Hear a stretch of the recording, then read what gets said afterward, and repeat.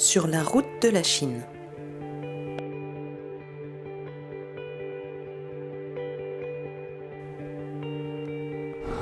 Suzy, réveille-toi, nous arrivons bientôt. La joue posée contre la vitre, la petite fille ouvre péniblement les yeux. Elle est tellement fatiguée par ce voyage qui dure depuis des jours. D'abord l'avion pour Pékin, puis ce train qui l'emmène à Harbin en Mandchourie. Elle sait que son oncle les y attend pour les conduire jusqu'au petit village de ses grands-parents, Jen et Lynn, près de la forêt. La dernière fois qu'elle les a vus, pour de vrai, elle avait 3 ans. Bien sûr, sa maman, May, lui en a beaucoup parlé. Elle les a vus grâce à Internet. Mais là, elle va passer 2 semaines avec eux. En Chine, c'est bientôt le Nouvel An et Suzy va découvrir les festivités prévues au village. Quelques heures plus tard, et malgré la fatigue, Suzy est à table avec toute la famille qui tenait à fêter les retrouvailles. Sa grand-mère veille à ce qu'elle ne manque de rien, mais ce sont surtout son cousin Tian et sa cousine Yo qui l'accaparent. Il parle un peu français et comme sa maman lui a un peu enseigné le chinois, il arrive à se comprendre en riant de leur accent. Il l'appelle toujours par son deuxième prénom, Zhang. Cela signifie celle qui regarde, mais pour l'instant, Suzy Zhang est bien trop fatiguée pour regarder quoi que ce soit. Il est temps de prendre du repos.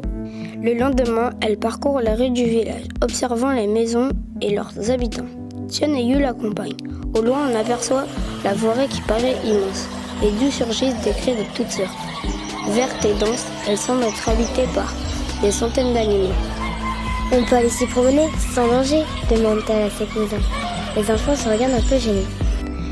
Pas vraiment, il faut faire attention. Oui, surtout depuis qu'un tigre a été aperçu, chuchote Yu. Un tigre, un vrai? Bien sûr, un tigre de Sibérie. Il n'y en a presque plus à l'état sauvage. Depuis, il y a ceux qui voudraient l'attraper pour le confier à la réserve de Harbin et ceux qui voudraient le laisser en liberté. Ça se dispute. En tout cas, nous n'avons pas le droit d'y pénétrer seuls. Suzy est intriguée. Drôle de coïncidence, c'est l'année du tigre qui va démarrer dans quelques jours. Même si elle a un peu peur, elle ressent une énorme envie d'apercevoir cet animal sauvage si impressionnant.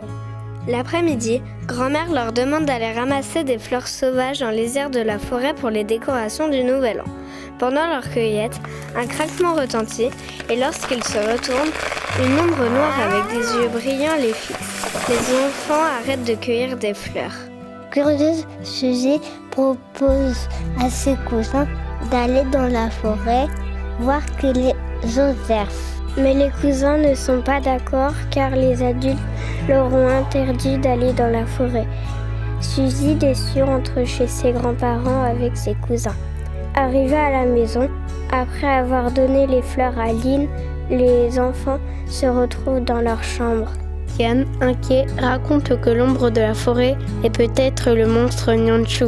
En effet, une histoire raconte qu'autrefois, un monstre nommé Nian ou Nianchu dévorait les animaux et les humains une fois par an, l'hiver. Pour faire fuir Nian, les habitants décoraient leurs portes avec des chiffons rouges, portaient des habits rouges parce que Nianchu avait peur du rouge. Les habitants tapaient aussi sur des casseroles car le bruit l'effrayait. Suzy interroge ses cousins.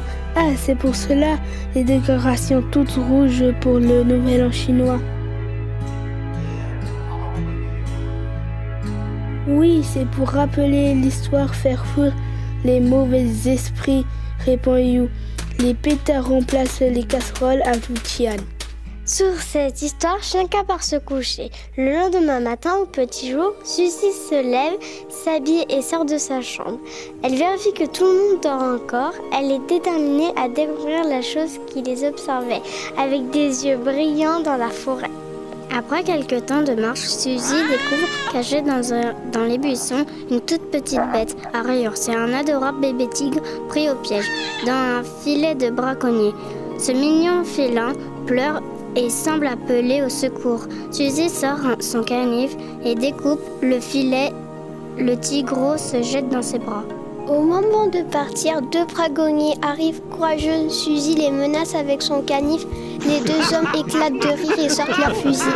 Suzy a peur Et au moment où elle pense que c'est fini pour elle, un tigre énorme, immense et féroce se jette sur les braconniers qui s'enfuient en courant. Suzy profite de cette occasion pour fuir et courir au fin fond de la forêt. Elle court avec le bébé tigre dans ses bras. Elle est épuisée. Elle découvre alors devant elle un magnifique temple chinois abandonné et recouvert par la végétation. Avec une canif, elle découvre quelques lianes pour accéder à la porte. À l'intérieur, elle se sent en sécurité. Blotti, dans un coin, Suzy et le tigrou s'endorment. Un rugissement soudain les réveille. Suzy découvre la maman tigre blessée. Une balle de fusil de braconnier l'a atteinte à la patte. Pour ne pas qu'elle perde trop de sang, Suzy décide de faire un garrot et donc de tirer sur une liane qui pend dans le vieux temple. Et alors, soudain, tout s'écroule sur Suzy et ses amis animaux. Au même moment, Yu et Tian arrivent dans la forêt à la recherche de Suzy qu'ils n'ont pas trouvée. Ce matin, dans sa chambre, ils sont alertés par le bruit et le nuage de poussière de l'effondrement du vieux temple.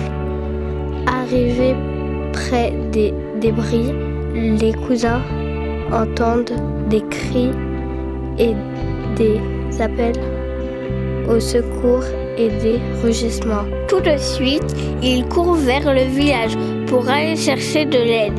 Toute la famille, tous les voisins arrivent avec du matériel de secours, des pioches, des pelles, des cordes. Tout le monde se met au travail pour sortir Suzy des gravats. Heureusement, elle est saine et sauve. Elle a juste des égratignures. Au moment de lui apporter les premiers soins, sa grand-mère découvre caché dans le pull de Suzy un bébé tigre. « Sauvez-la, sauvez la maman tigre !» hurle Suzy. Les villageois se mettent tous au travail pour sortir le pauvre animal blessé. La tigresse est dans un tel état, tellement faible, qu'elle a perdu son capacité de félin. Les villageois construisent un brancard avec des branches et un tissu retrouvé dans les décombres du temple. Ils installent la maman tigre sur le brancard. La décision fut prise de l'amener à la réserve d'Arbon où le vétérinaire essaiera de la sauver. À contre-cœur, Suzy laisse le tigre accompagner sa maman à la réserve. Tout le monde rentre chez soi après cette aventure qui aurait pu être plus dangereuse. Arrivée chez la famille de Suzy, sa maman, qui a eu très peur, confronte fortement la petite fille.